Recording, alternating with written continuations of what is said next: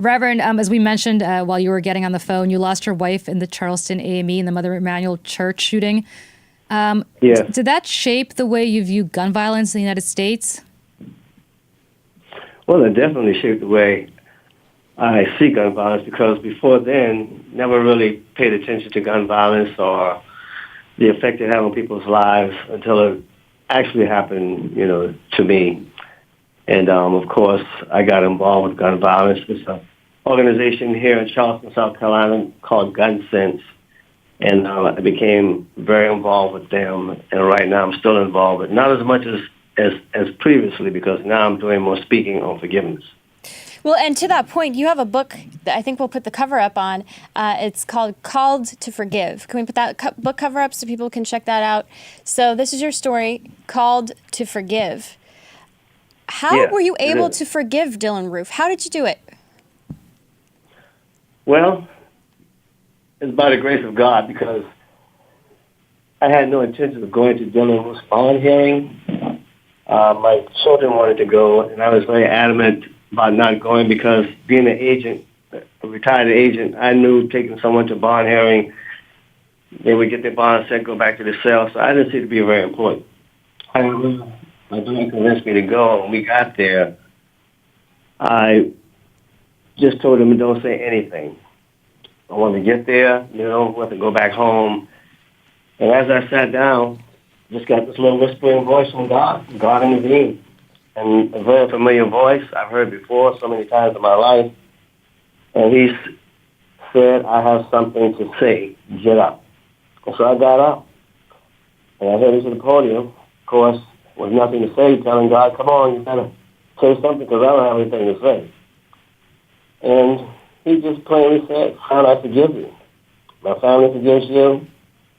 But we'd like you to take the opportunity to repent and confess, give your life to the one who matters the most, Christ, so that he can change your ways, and no matter what happens to you, you'll be okay. Do that, and you'll be better off than you are right now.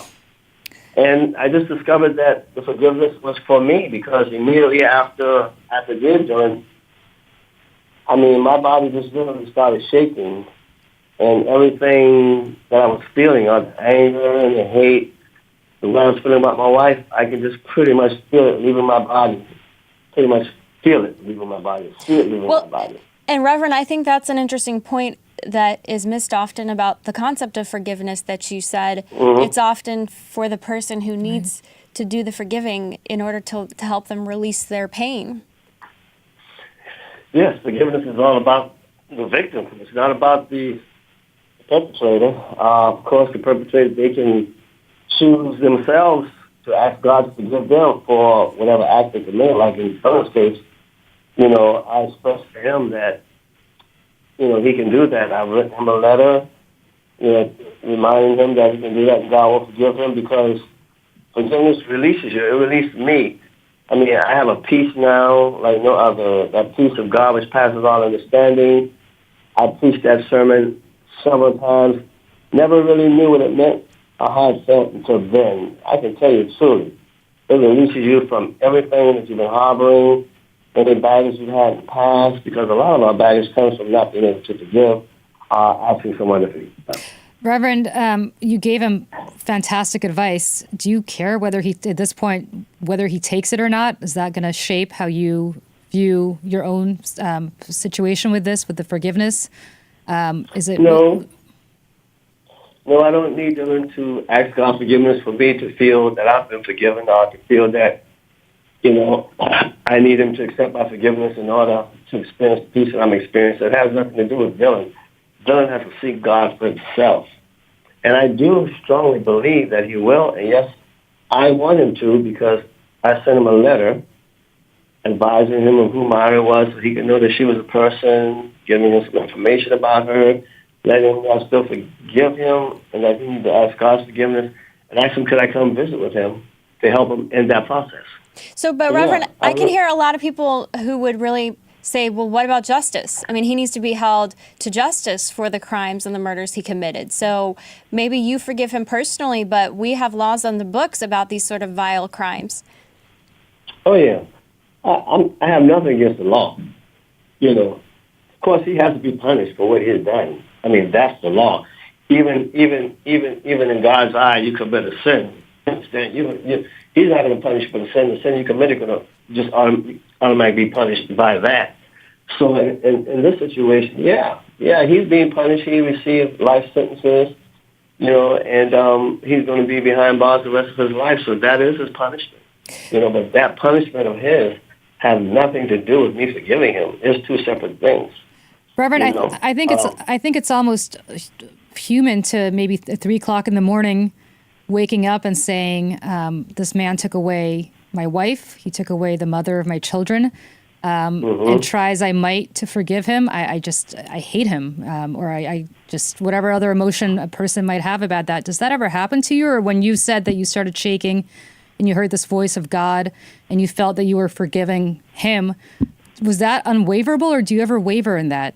Which I think would only be natural for a lot of people. No, I never hated Dylan at all. When this incident happened, I didn't even know who committed the crime. I had no knowledge of who Dylan was until I went to the bond hearing. Didn't know his name or anything. So my thought, my heart, my mind was all on my wife. All I could think about was her, which, how did this happen? Did she die right away? So I was just full of thoughts of her, not Dylan. And when I forgave Dylan, that was it. Because I received that peace. I had that peace to pass out. I know how it feels. It's real. And that peace is still with me, and I would not give that back for nothing in the world. And the only way I can give that back is to harbor any hate or anger for him right now, which I don't. And that way he's not a part of my life anymore. He's not a part of my children's life, and I can move forward. All right. Well, Reverend, we are so glad that you joined us here, Reverend Anthony B. Thompson. Make sure to check out his book, Called to Forgive. I think this holiday season, this message is so needed to ask ourselves, who can we forgive? And what do I need to be forgiven of? Thank you, Reverend. You're welcome. Thank you.